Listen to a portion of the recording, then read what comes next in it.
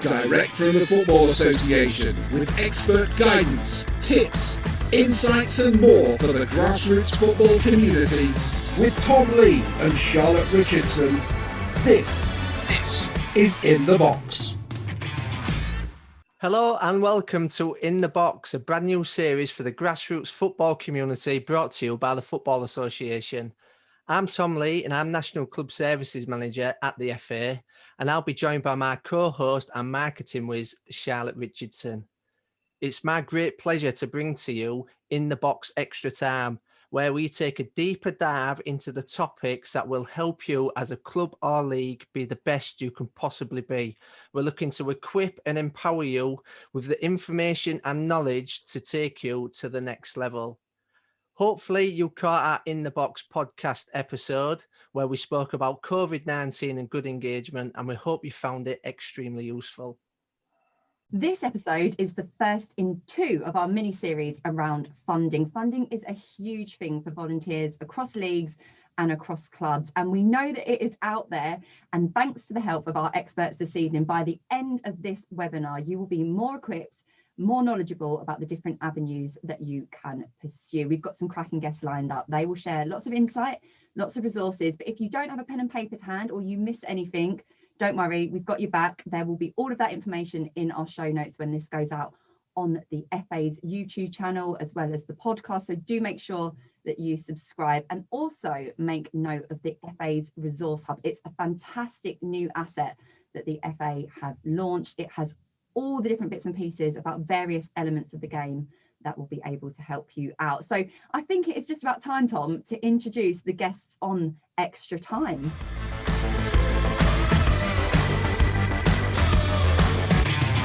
Obviously, we've got so many incredible, great people across the game that are supporting clubs and leagues, and that includes everybody that's joined us on this episode. Of course, what we've got with us is not one, not two, not three, but actually four, because Charlotte, I'm including you. You're one of our FA club consultants and, like I say, a marketing whiz. But we've got three other club consultants with real knowledge and real expertise that have been hands-on for years in helping clubs and leagues be fit for purpose. So we're going to welcome them on. I'm going to start with Bob. Hello, Bob. Good evening. How are you? I'm very well. Thanks for joining us. Bob, will you just tell those people listening a little bit about yourself and a bit of your background and how you've been involved and come to be a club consultant with the FA? Yeah, I run a kids football club, or an all-through football club in Leicester. We were lucky enough to be part of the football investment strategy that Leicester ran, where they Leicester City and the Football Foundation put £13.5 million into several clubs' facilities, absolutely fabulous facilities. And they wanted a consultant to run the project and look at all the business management. And I applied and fortunately got the job. So I did that for 5 years. So I've got my club background, but I've also got a background in relation to helping 7 local clubs out run a multi-million-pound facility. We're going to learn so much from Bob, but not only have we got Bob joining us on this webinar, I'm delighted to introduce another FA Club consultant, Brian Crinigan. Brian, thank you so much for giving up your time to join us. Tell listeners a little bit about your background in grassroots football. Well, good evening, everybody. Thanks for the invitation, guys. Really looking forward to it. So, I've been involved with grassroots football for 26 years. Just with one club, Rugby Town Juniors, and now known as Rugby Borough Football Club. So I started in 1992, where I got asked to run a line for my son's team, just like that. Then all of a sudden, I started coaching my son's team. Then I set up a club, developed it over 4 years with creating 16 teams. We were the first community club of the year, community charter standard club of the year. We obtained a 35-acre site leased to us from the local council. We got grants of over £1 million from the Football Foundation and landfill tax.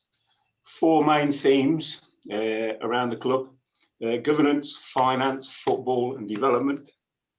We now have a lease for 125 years, full-size 3G pitch, installed in 2016. That was to complement 2 smaller ones. We now have 67 teams using the facility, plus a lot of community usage.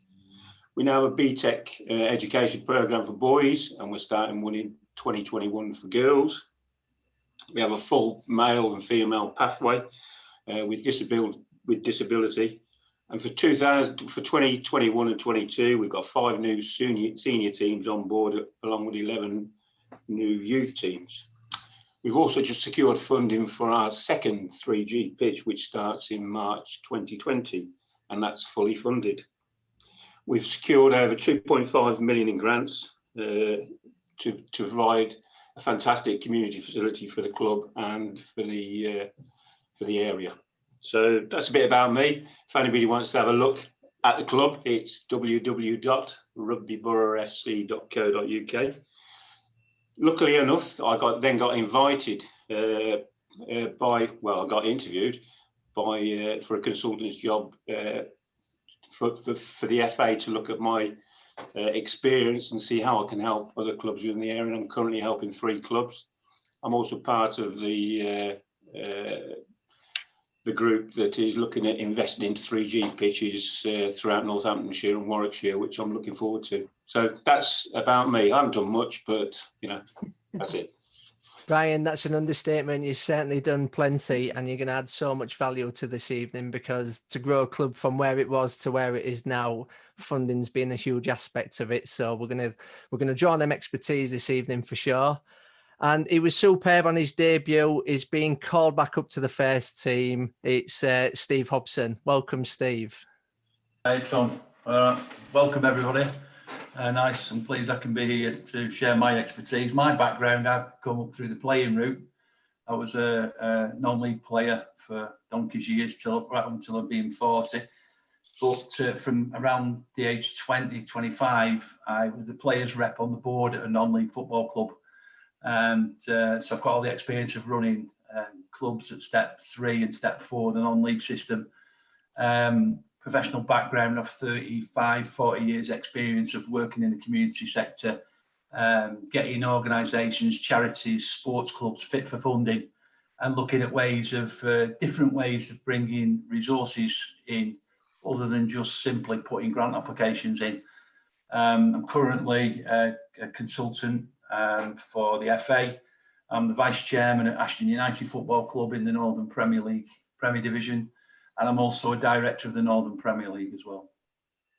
Well, I don't know about you, Tom, but I feel like we have got our recruitment spot on for this webinar. So with no further ado, let's find out a little bit more about how we can make your club, your team and your league even more fit for funding.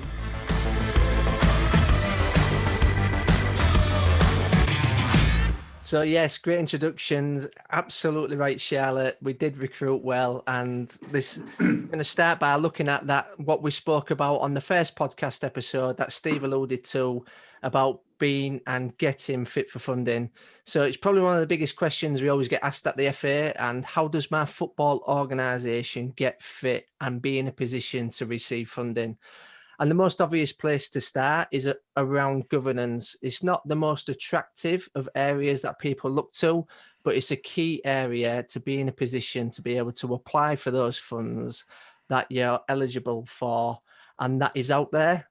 So although it isn't attractive, it's absolutely vital, isn't it? So I'm going to bring Brian back in just for him to tell us. Obviously, he spoke about that experience, how he's grown a club from that size to the size it is now.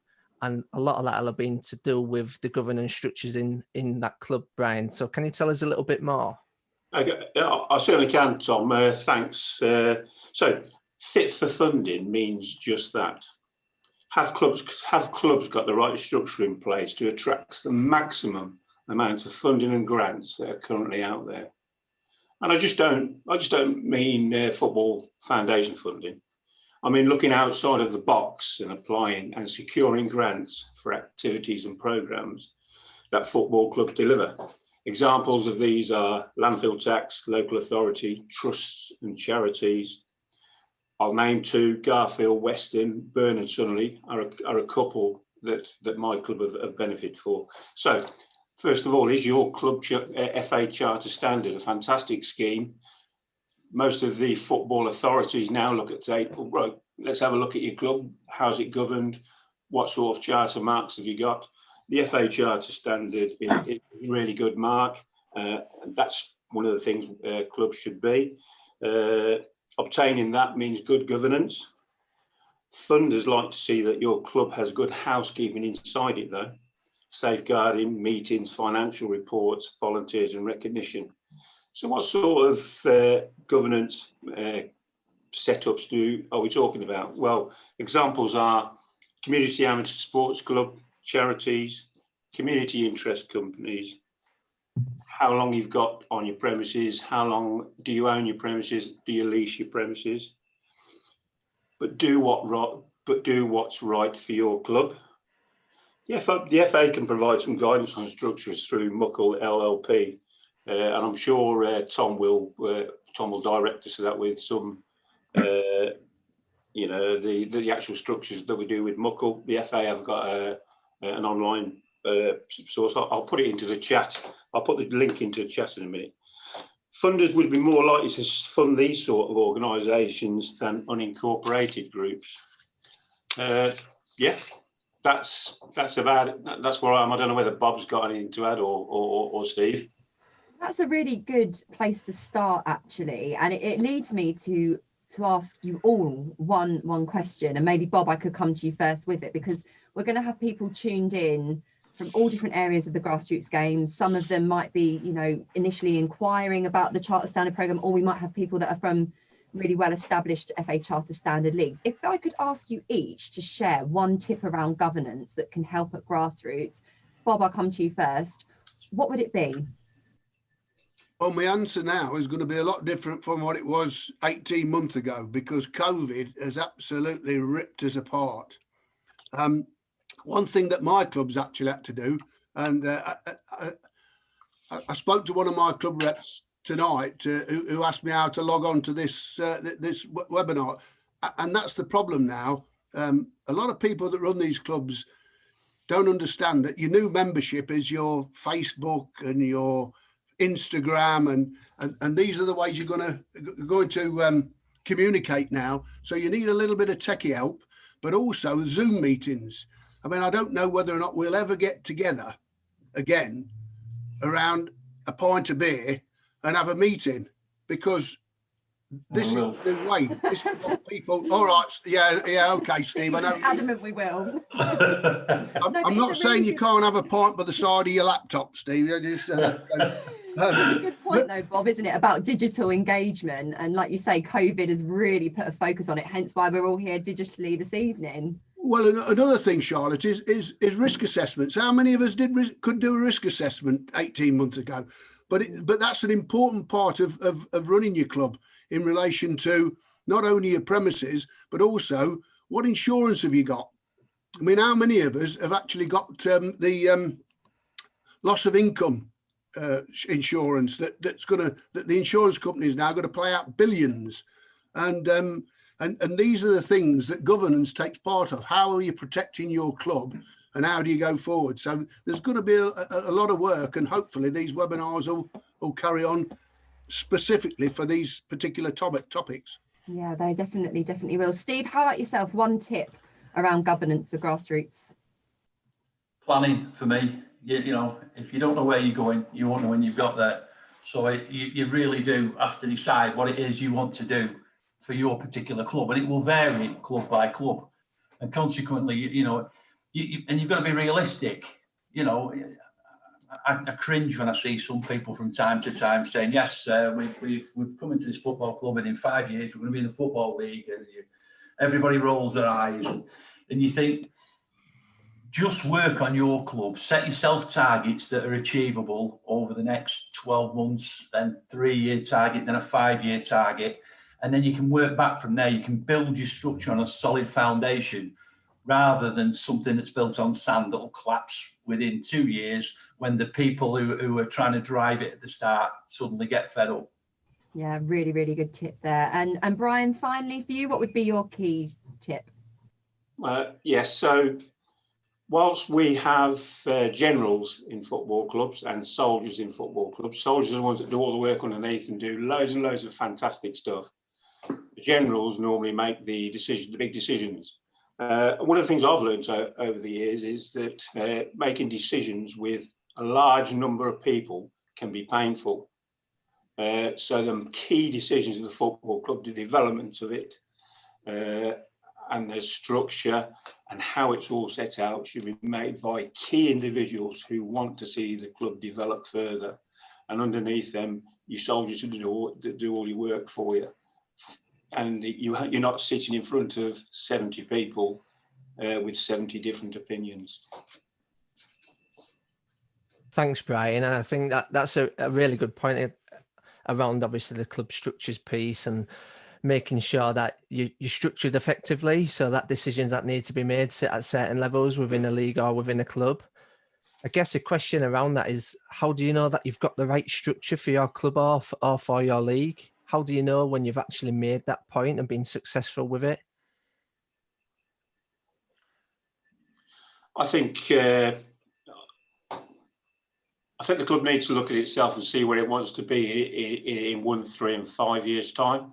So if through a football development plan, through a structure plan, my club, they actually do a 1, 3, 5 year plan. And within that plan is, will the structure change in any way? So you've got to be flexible within it. Is it the right structure at this particular time? Yes. Okay. I now want to move into charity. I now want to move into gift aid. I now want to move into obtaining grants from trusts and charities. So the governance might have to change. One of the places that will help you with your structure change, and it might seem like a load of legal stuff and a load of pricey stuff by going to solicitors and do it, but if you go to your local volunteer centre, they will help you change the structure of your club for hardly any fees at all. In fact, they'll probably do it free. So that's a good tip on structures and how to change them. But I think within your football development plan, which every club should have, there needs to be an adjustment or a possible adjustment for anything that you can see forthcoming. An unincorporated group could probably apply for funding locally. A charity can apply for funding countrywide. And that's the two extreme examples. Yeah, thanks, Brian. I think we've just got a question that's come in as well, which I think is really relevant for right now. And Leighton Hark is sort of asking, is applying for charity status an onerous or an expensive process? And what we've got on the Resource Hub on the YouTube channel is some webinars that specifically focus on club structures and the process to go through. You'll also find, if you visit the fa.com/clubs and leagues, the most recent club structures booklet guide, which really gives you some advice on the potential structure for your club and the direction of travel to take it in. But I think that's top advice there, Brian, in terms of having that vision that Steve mentioned earlier and setting out where do we want to be in 1, 3 and 5 years' time. Yeah, well, I agree entirely. In answer to the question, it isn't an expensive process. The actual, like I just said, if you go to a volunteer centre and ask them that you want to be set up as a charity, that volunteer centre will help you through that process. It'll help you apply to a charity commission and take you through the process all the way. Bob, I don't know whether you've got anything to add on that, because I know you're pretty much into charity stuff. Yeah, I mean, to be fair, you've got to determine what you want out of your structure. I mean, most clubs start as an unincorporated, and then they'll look a bit like, was it Leighton? Leighton asked the question. It was, yes, Bob. So what you got to do, Leighton, is why do you want to become a charity? You know, what are the benefits? There's not a lot of onerous amount of work to apply for charity. And the good thing about this forum is that somebody from a club, I can help you. most of the consultants will be able to help you in relation to putting an application in for the Charity Commission. It's a little bit more difficult than when my club did it in 1974, but you don't have to spend a lot of money and a lot of time on it, and the Charity Commission will help you. But also there's what they call a charitable incorporated organisation. Now you might be better going for that, because how clubs evolve is you'll start as unincorporated, then you'll go on to possibly a charity. Brian's mentioned CASC, which is a poor man's charity, and no doubt in later webinars we'll go on to that. But also then you've got a company limited by guarantee that everybody knows about. And what a company by guarantee does is that it reduces the risk to your directors, your financial risk. So a incorporated charitable organisation will do exactly the same as that, because if you just set a charity up, the trustees are liable, and they're liable for debts. The new charitable incorporated organisation is a halfway house between a charity and a limited company, and that will protect the trustees against the eventuality of a debt. So all these things you've got to consider before you want to go. My club, for years and years and years, was just an unincorporated, and we had a budget of £250,000 and facilities worth £2.5 million. And we covered all our liabilities with good insurance. So you make your choice, and you do what you want to do. But there's a lot of advice out there, and the easiest thing to do is, and I'm sure we can facilitate it, is get hold to some people that actually run these clubs, and we can have another inter-Zoom meeting. I think if there's plenty of clubs out there that you can speak to. You know, one thing we don't do in football is kick each other off the field of play. I'm sure you've got friendly clubs in and around where any of you are.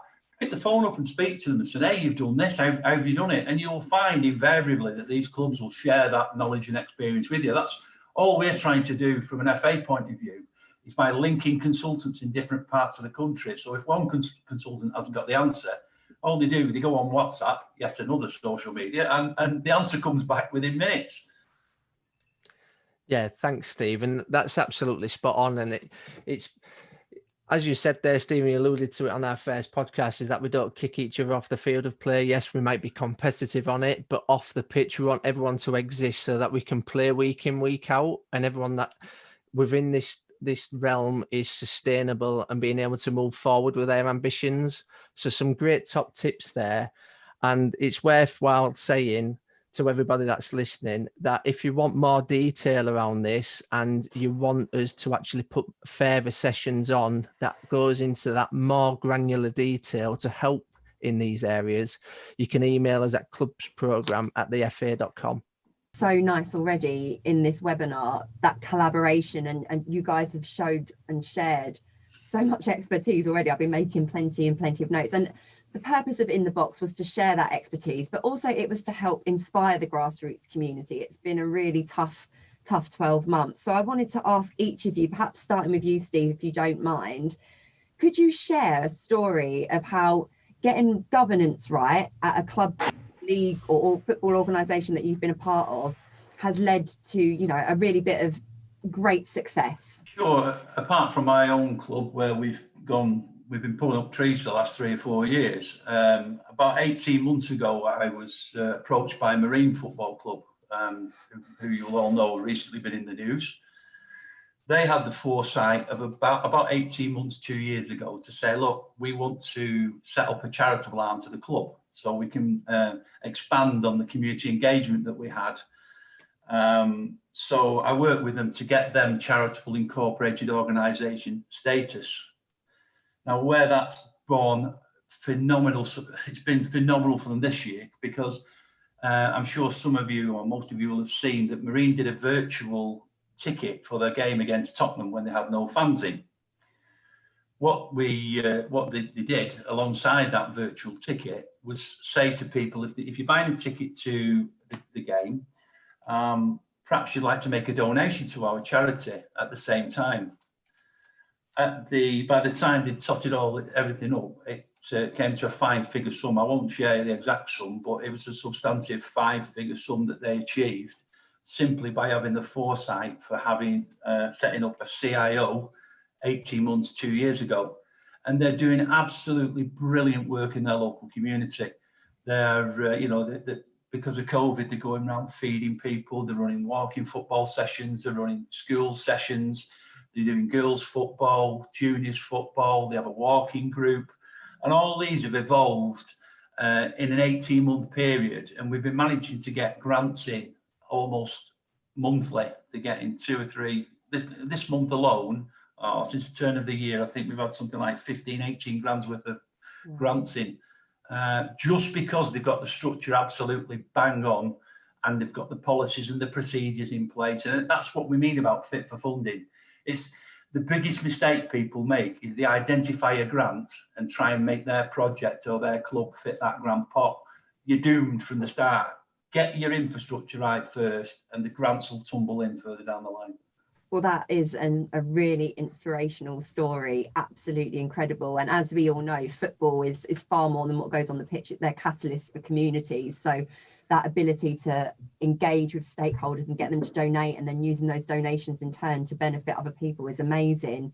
Bob, I know you have had a huge amount of success at the clubs that you've worked with, particularly around this idea of partnerships. And that's where one of your main successes has come. Can you tell us a little bit more? Yeah, when you run a club, the best way to run that club, in my opinion, is through partnerships. And I'll give you some examples with that. The first partnership is with your leaseholder. If you own the ground, it's not a problem. But with your leaseholder, whoever leases you that ground, negotiate with them. Get as better terms as you can. One of the things that we did when we were negotiating, it was a joint lease with a school, very, very complicated. But in the end, the council, because we demonstrated our community benefit, virtually gave it to us nothing, and agreed to pay all the utility bills over 40 years. Wow. Another thing that we did, when I started running the football club, I couldn't run a bar. I don't know how to run a bar. So everybody told me, oh, you make more money running your own bar. But to be honest with you, I never found that experience, because, the barman, who was a volunteer, his mates used to walk in and, oh, I'll get you a drink and this, that, the other. So what we did, we just franchised it out. We went to people that know how to run bar and food facilities, and negotiated a rent, and they run it for us. So at 11 o'clock at night, when I'm tucked in bed, I don't have to worry about mopping the floors and doing my pipes or whatever they do and stuff like that. And if the alarm goes off at 2 o'clock in the morning, I don't care if they break in and nick a couple of corner flags out the store, because all the beer and everything belongs to him and he turns out. So all these partnerships you can do. I mean, Brian will tell you all sorts of money making things. Brian will give you a story about phoning up the telecoms people and saying, do you want to put a cell tower on my land? They're like, I see smiling, look. And then all of a sudden you've got £6,000 a year for a little corner of your ground. And all these, we've got about 17 partnerships. And one of the things we do as well is we run every team in our club as a micro business. They've all got their own accounts. They've all got their own ability to raise money, and all they do is pay a rent to the club that's worked out every year. So partnerships, for me, are the best way forward. There we go. And Brian, tell us another inspirational tale. Bob's shared one there, a little tip, but yeah, tell us some more. Well, just going back on the partnership thing there with Bob and what he was saying. Different partnerships, different groups, different pots of funding. So if you've got the local Zumba group coming in there, and if you've got the local scouts going in there, that opens up the avenue for different funding pots as well. One of my experiences of governance is is I work with an unincorporated football club who were renting their football pitches and their 2 changing room clubhouse off local scouts, and they had no. So the local scouts were actually renting it from a company for £1 a year, but the scouts were making some money by renting it to the football club for £2,500 a year. Now that wasn't right. So we had a look at how they were set up, and then, to cut a long story short, they had some legal advice. They become a charity, and then worked in partnership with the scouts and the company that ran and the company that rented it out to them. And now they've just signed a lease on that ground, and now they can apply for funding for their pitch preparation fund, and football foundation grants to develop it more. Big club, 25 teams, full pathway, disability, girls, women, ticks all the right boxes, and they are fit for funding. Superb. Thanks, Brian. So I think we've got some really good top tips there. We've had another question come in, and obviously these episodes are here to try and help. So I'm going to ask this one live as well to see if we've got any experience from the 3 of you on the call this evening. So we've got Paul Richardson, who was actually local to Hull, around my area. I actually know Paul, so good evening, Paul. They're in the process of looking at purchasing some land and restructuring the club. And they're looking at trying to purchase that off the local authority. And they just wondered if there's any top tips or guidance to go about making that purchase and establishing that relationship. Brian? Yes, so have a look at asset transfer. So let the council give it to you for you to look after. If they're going to give you a lease, look at peppercorn. I know there's some clubs within the country that pay £1. I know there's some clubs within the country that pay hundreds of pounds. Asset transfer, I think there's a resource on the FA website about asset transfer, which you can download. Really good way. And then how you set up your club to actually look after that piece of land. Thanks, Brian. Bob, have you got anything to add? Is Paul just buying the land? Do you know? There's no facility on it then? There's currently no facility build on it. I can answer that because I know it locally. Right. Okay. Well, there's lots of pros and cons on that. Sometimes you're better off doing it without council. But what you've got to bear in mind is once you bought the land, how long is it going to take you to get planning? And can you get planning? And another thing is to make sure that the land is fit for purpose, because farmers' fields and things like that just aren't fit for purpose for making football pitches. You'll spend a fortune in relation to drainage. When we first moved to our first private ground, we didn't look at the ordnance survey map. We did all the seeding and everything. And then that winter we found in the middle of the first team goal mouth, on the ordnance survey map was a pond. Yeah, so the goalkeeper. A lot of diving there then. Yeah, so the goalkeeper was standing most of the time in 6-inch of water. So whatever you do with that, make sure that you have a good land registry search and find out what the land's been used to, because you have to start. And the other thing is, in this day and age with climate warming, make sure it's not on a floodplain, because we've got a local club called Anstey Nomads, and that spend more time. They could use it more money out of a boating lake than they could actually out of renting it out for a football pitch. So all these things right from the start, make sure that the land is fit for purpose. A bit like funding. And your structure is, it's important that if you're going to go into an agreement with the council, that your structure is bang on, because you've got again. If you're going to go for a lease as well, if you're thinking about applying for grants for on that particular piece of land, you need to make sure that if you do get a lease, it's at least 25 years, because a lot of the big funders won't touch you unless you've got a lease for that period of time. Brilliant. Thanks, everybody. Paul, I hope that answered it. ever so slightly for you, at least in a bit more depth. I'm sure what we'll do within the show notes is we'll try and add some resources and consolidate a lot of this talking with links to relevant places. And obviously we can add in further descriptions and further knowledge from the expertise that have been shared this evening. So next up, we're going to take a look at long-term planning.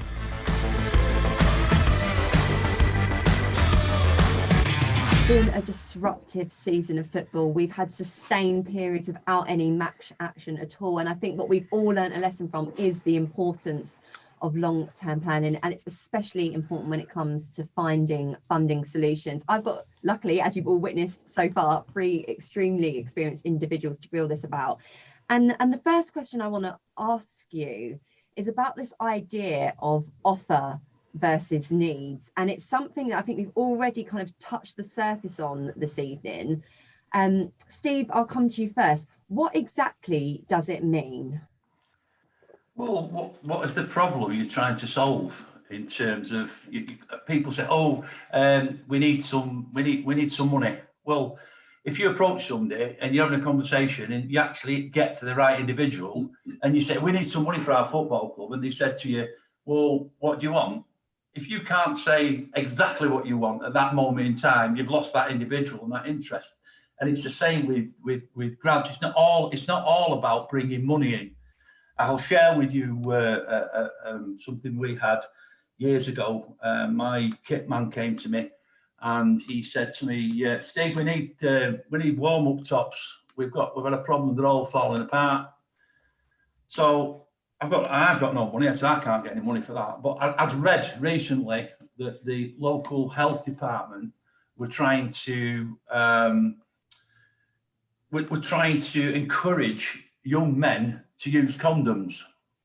So I approached the public health department. I said, look, if you buy me a load of tops to kick in for my players, you can put what you like on the back of them, and we'll get some publicity for it.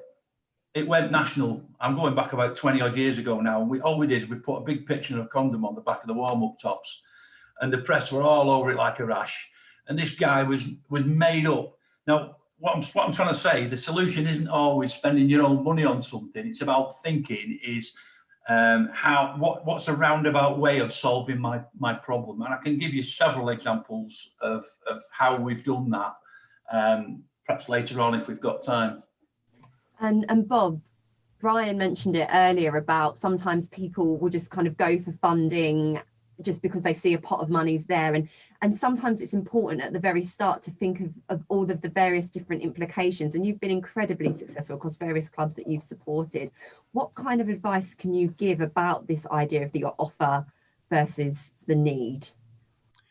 Well, go back to Paul. Let's go back to Paul. What you've got to do before you embark on any project at all, you've got to understand that the bigger you build a facility, the more work that's involved. And what you want to do is make sure that, and going back to partnerships as well, make sure that you understand that when you've built it, first of all, you've got to have a capital contribution towards it. Because yes, you'll get grants, but very rare you'll get more than 50 or 60%.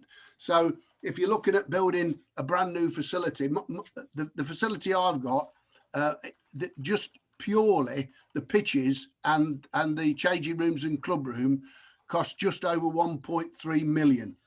So that was the start, and following on from that, we built 3G pitches and stands and everything else. But also what you've got, and again, going back to partnerships and what I said about running the bar, you've got to staff it, you've got to clean it, you've got to secure it, your utilities, your rates, and your rateable value, that ties into your charitable status and possibly cask, where these particular structures give you 80% mandatory rate relief or 100% if you get discretionary. So you can be saving yourself £8,000-9,000 a year if you've got your structure right. So there's all these things you've got to consider.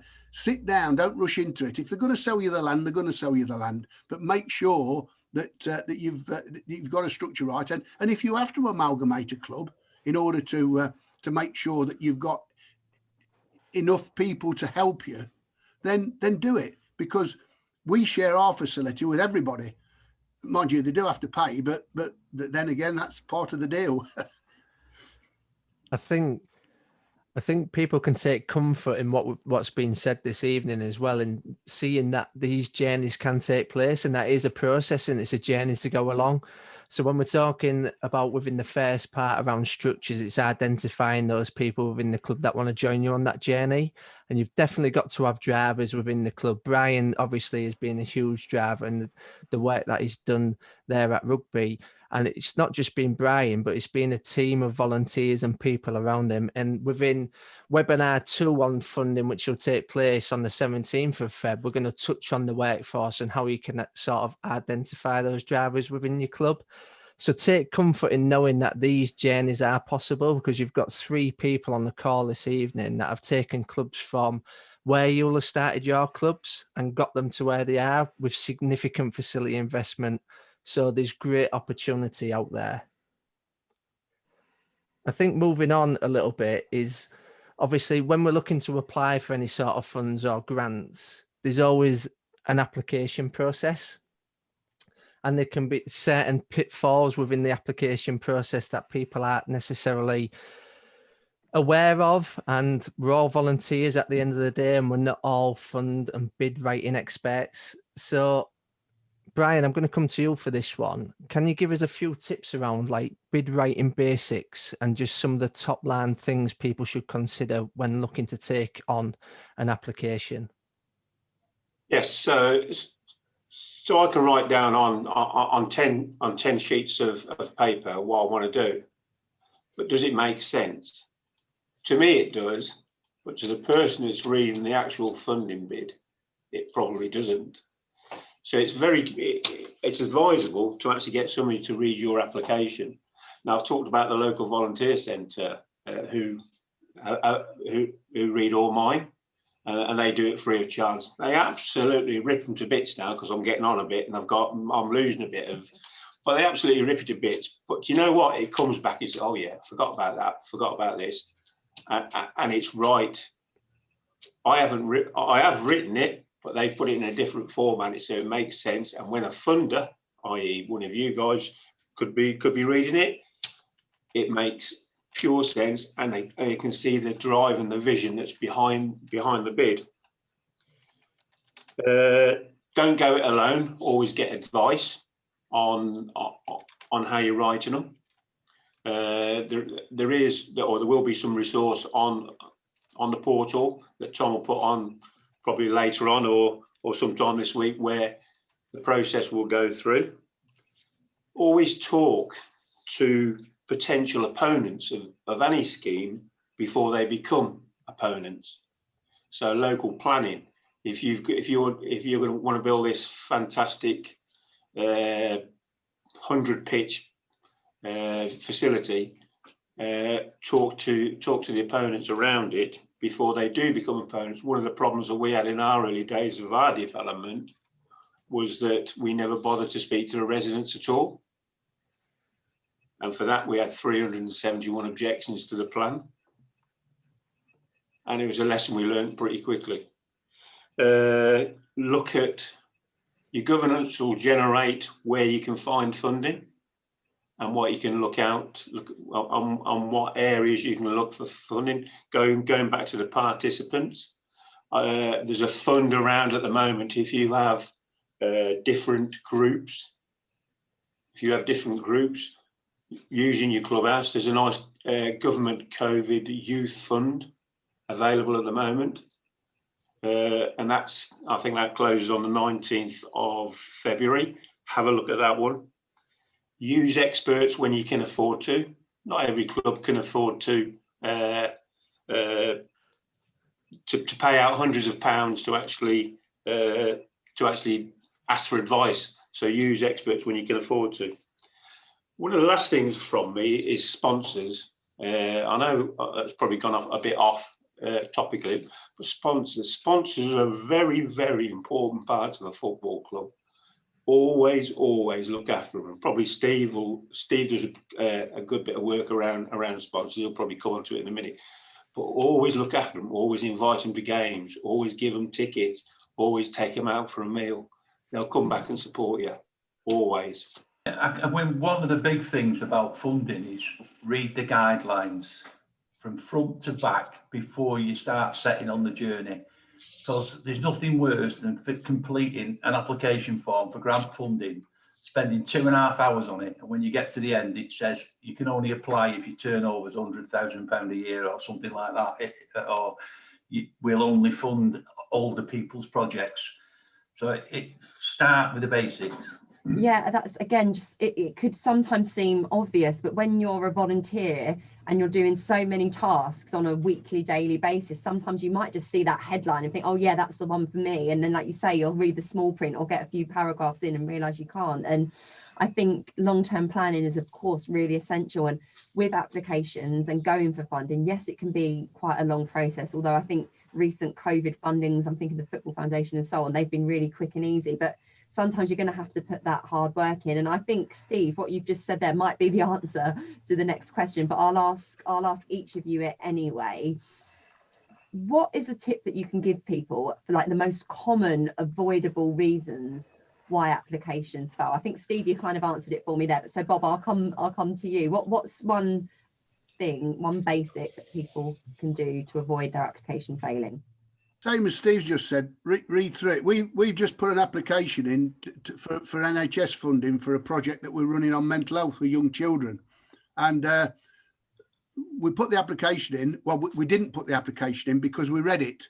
And we read the fact that Steve said you had to have a turnover of £150,000.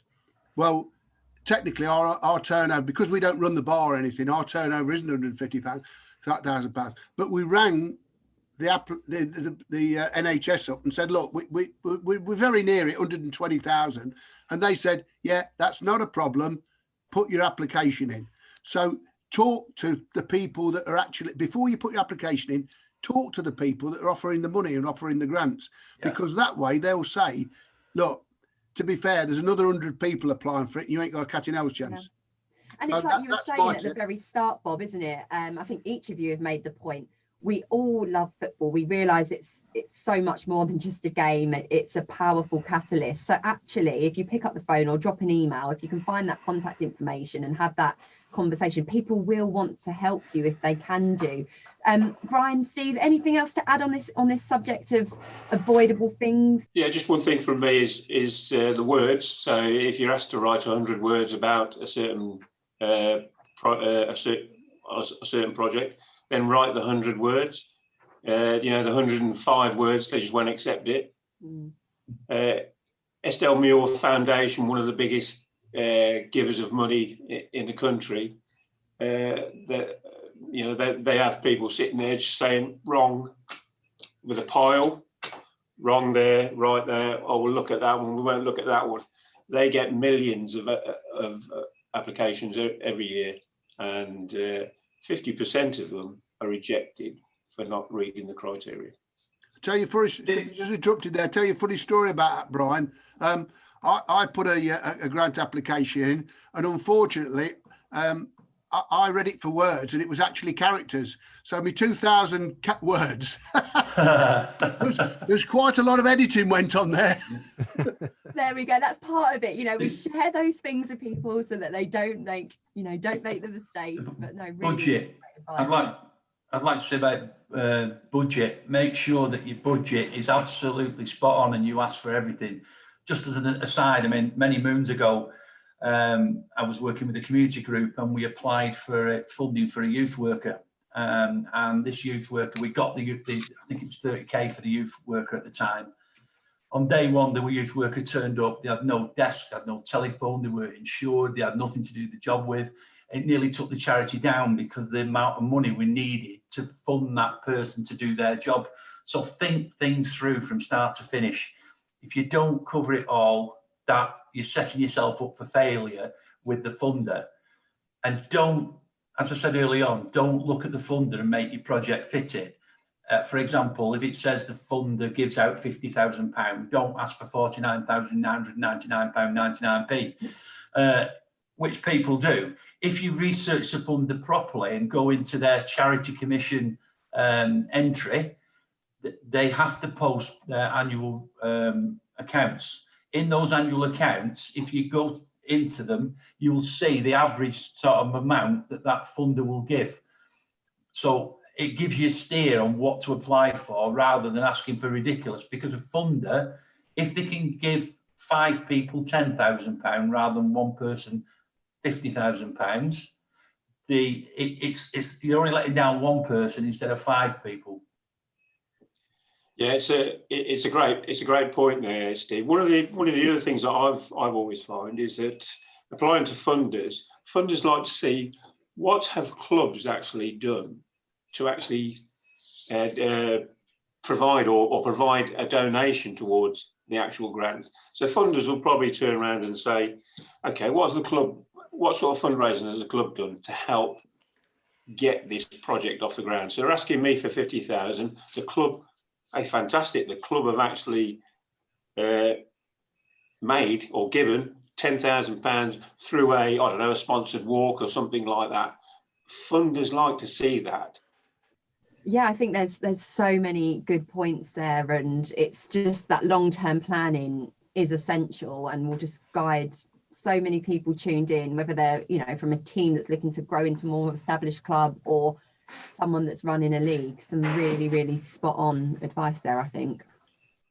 Yeah, definitely. And our final section that we're going to come on to whilst listening to In the Box is thinking a little bit outside of the box. But before we do so, we've got another question in from Andy Barr, and it's revisiting a little bit of what we discussed earlier, but I'm sure with the expertise we've got on this evening, we'll be able to help Andy out or guide him in a little bit of the right direction. So Andy's asked, we have a private landlord, which is pretty large, and we have no proper written lease. We have an agreeable rent, but can't apply for lots of funding due to lack of security. How do we negotiate with the landlord to get security? What's in it for them, as we don't want to rock the boat? We've been on this location for 25 years now, but have no facilities. I'll go for that because we've had significant dealings with our it's local council. But what we did when we went into, we convinced them that how much money we were actually going to develop the facility for. And at the end of our lease, say 25 years, we've got a 40-year lease. At the end of that time, we would have put something like £1.2 million worth of public funding onto that. So they'd have a site that was virtually derelict that had been turned into this fabulous facility. And at the end of that particular period, it would have reverted to them. So what we did, we negotiated an upfront rent and invested whatever money we invested as a club. We had a clawback agreement put in the lease. So it was like we invested £240,000 of our own money plus about £700,000 of the Football Foundation's money. And what we did, we used that as an upfront payment. So the rent was negligible.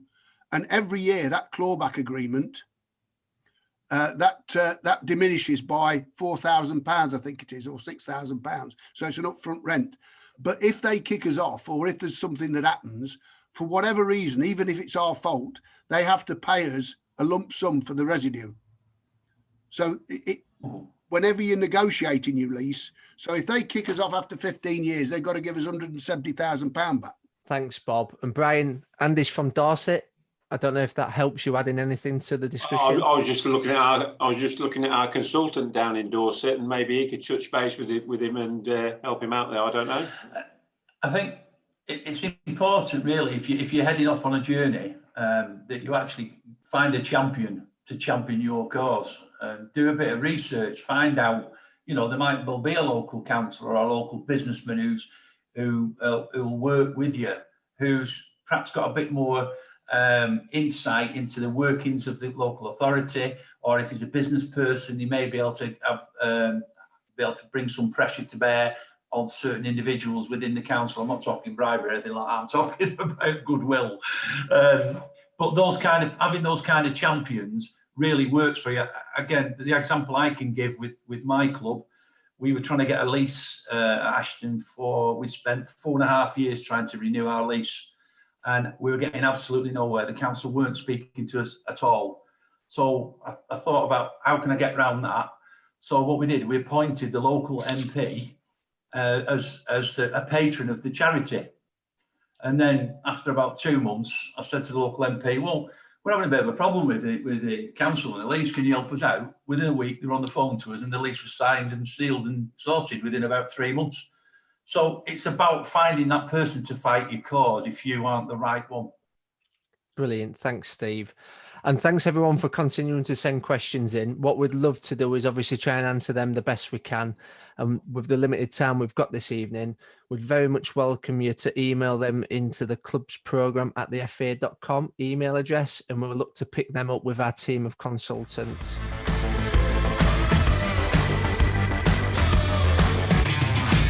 So like I say, we're going to think about thinking outside of the box for this final section before we wrap up for this evening. So I'm just going to come to Steve first of all. I know you've got an example of thinking outside the box around the festival and the PA system, and then Steve will go from you to Bob just to have a look at engaging with local HE providers. So if you could just spend a minute each on giving us that thinking outside of the box example, that'd be much appreciated.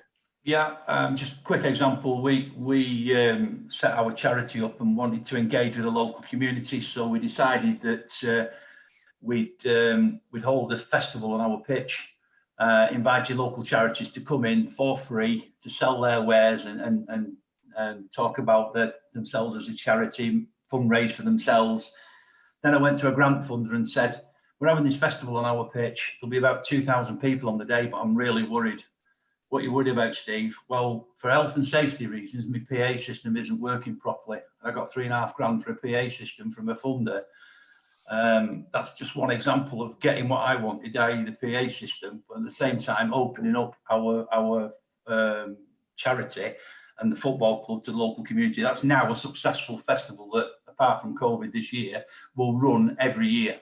And Bob, can you give us the example about, I guess it's partnerships again, but working with your local FE and HE providers? Yeah, well, these are a resource that are underused now. We've got several universities near us, and we've done 2 or 3 collaborations with them. One was last year. Santander at the present time are offering funding for an internship, and they'll pay the interns' wages for 3 months. And you can approach the business department of universities, and they will send you an intern, a final year intern, to work on a project that you determine, and they'll come in. And we got a young lady to come in and do our Instagram, and it went through the roof. It actually went through the roof now, going to what I said earlier about that. But also we did a collaboration on gift aid, where their business department, I had 5 students working for me at one stage on gift aid, and it's a resource that they want to use because these people are closeted in a learning environment, and they want to expose them to a business community. So get in touch with your local HE university and find out what's on offer, because they will give you a resource. And we've certainly got more information and guidance around that back on the hub, the resource hub on YouTube.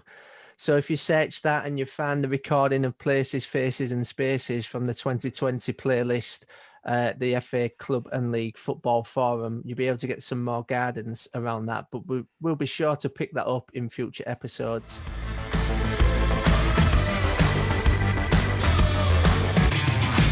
I think that's all we've got time for this evening. What we'd love to do is obviously carry this conversation back over to the episode that's going to take place on the 17th of February. So be sure to book onto that, where we'll take a look at how to make the most of what you've already got.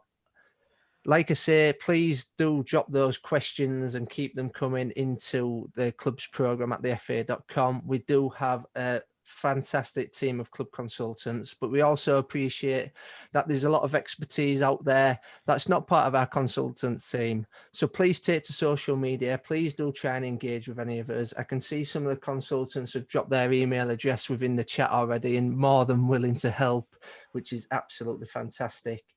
The recording of this will be placed on our resource hub and also be turned into a podcast. So make sure you visit the resource hub back there to make sure you get all the resources within the show notes below. I think that really just leaves us to say a massive, massive thank you, Bob, Brian and Steve. I know that I found that so enjoyable, really insightful, and I've picked up plenty of tips. I'm sure everyone tuned in will have thought exactly the same. So thank you so much. And for anyone who is tuned in, who didn't make a note of everything, just like we said at the start, we will put all of the links and different funding opportunities and stuff like that we've mentioned in the show notes as well. So thank you all for tuning in. It's been a real pleasure to provide you with a little bit of extra time on In the Box. Well done, everybody. Have a great evening, and thanks for all you do for the Grassroots game.